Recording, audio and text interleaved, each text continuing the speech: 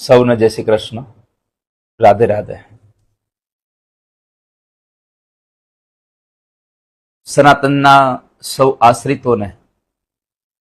જ્યારે કથાના માધ્યમથી એક સંવાદમાં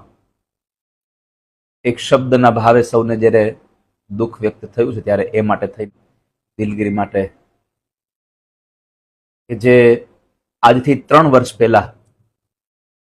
હરિદ્વારમાં કથા હતી અને એ કથામાં રામનું સ્મરણ કરવાથી પણ રામના ગુણો આપણામાં આવે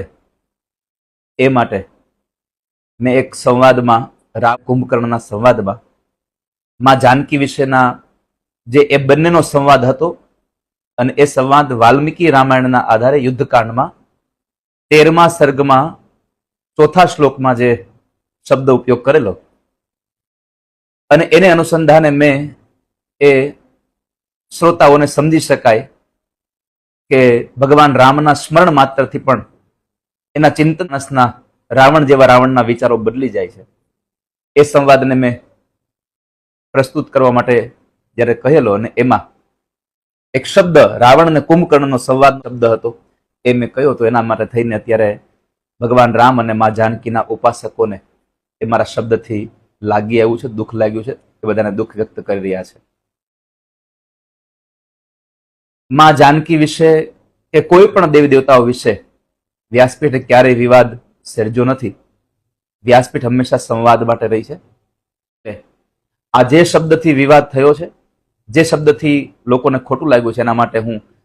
ભગવાન રામ અને માં જાનકીના ઉપાસકોને હું દિલગીરી વ્યક્ત કરું છું અને કદાચ મારાથી અપરાધ થયો જ છે તો હું માં જાનકીના ચરણોમાં પણ મારું મસ્તક ઝુકાવીને માના ચરણોમાં પણ પ્રાર્થના કરું છું કે માં આપ ક્ષમા યાદ છો, આપ મને ક્ષમા કરશો. પુનઃ કહું છું કે આ 3 વર્ષ પહેલાનો આ વિડીયો છે, 3 વર્ષ પહેલાની કથામાંથી નીકળેલો છે, એટલે સૌ આમની નોંધ લેજો અને મારી આ દિલગીરી જે વ્યક્ત કરું છું એનો સ્વીકાર કરી અને તમે બધાય સાધુ સમાજ સૌ લોકો જેટલા રામના ઉપાસકો છો એ બધા જ આ મારી વાતને સ્વીકારી અને પ્રસન્ન રહેશો એવી અપેક્ષા સાથે પુનઃ વ્યક્ત કરું છું. આપ સૌને જય શ્રી કૃષ્ણ, રાધે રાધે.